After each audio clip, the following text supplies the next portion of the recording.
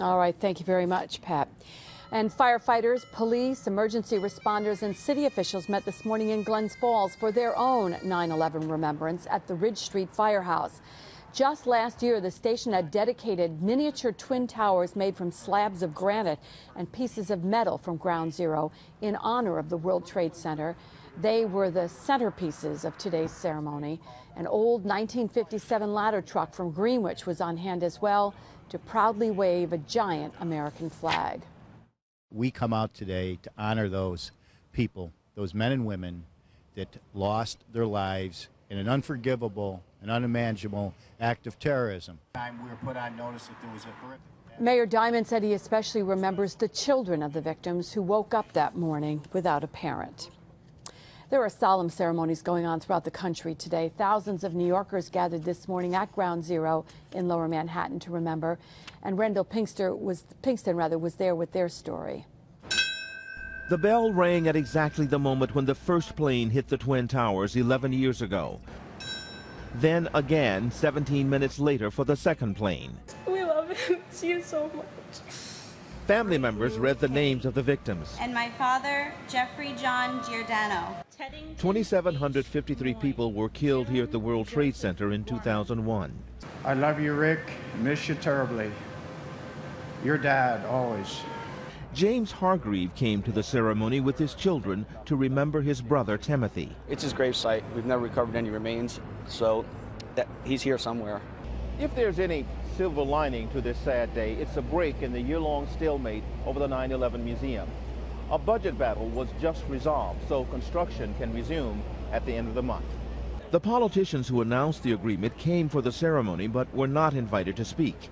Memorial President Joe Daniels says that decision kept the focus on the families. We felt that it was very, very important to make sure and remind people this is about the victims. It's appropriate and it keeps the focus on where it should be.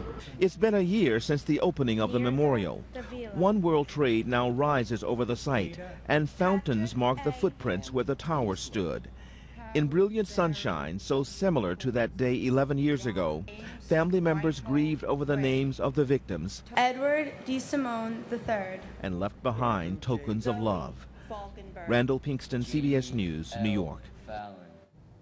Both President Obama and Republican challenger Mitt Romney have put their campaigns on hold today. They've also pulled their TV ads, and neither candidate plans to appear at political events. Obama hosted a moment of silence at the White House this morning and took a trip to the Pentagon. Romney is addressing first responders and the National Guard.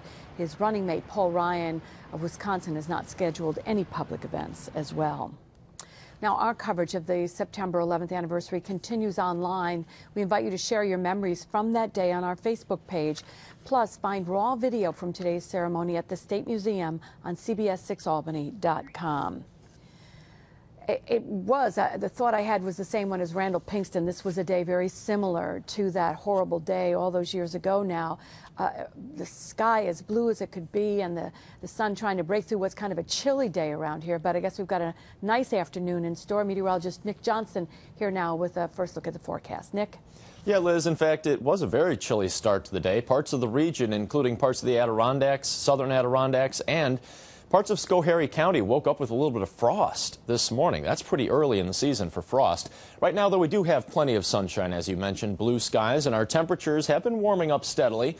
We're headed for a high today in the low to middle 70s, which is seasonable. The normal high for today would be 74 degrees, and I think we'll be pretty close to that this afternoon. If you notice you're having any issues with allergies, it's probably due to grass pollen. That's in the medium category. Ragweed and mold are in the low category today, so there are a lot of varieties of grass that could be affecting your allergies. If you have any problems, it's probably from that. But it's not overly bad today, and tonight will be clear, cool, but not as cold as what we woke up to this morning. Temperatures in the mid to upper 40s overnight with mostly clear skies and winds near calm. Coming up, I'll take a look at some warmer weather that's just around the corner. That's in just a few minutes, Liz. All right, thank you, Nick. An Amsterdam man pleads not guilty to charges that he killed two people 6 months ago, rather. 30-year-old Ivan Ramos was arraigned this morning in Montgomery County Court on 2 counts of first-degree murder. Investigators say he killed 46-year-old Cheryl Goss and 56-year-old William McDermott in March. Police found their bodies inside a Locust Avenue apartment after a neighbor saw blood in the hallway. His trial date is set for January 22nd.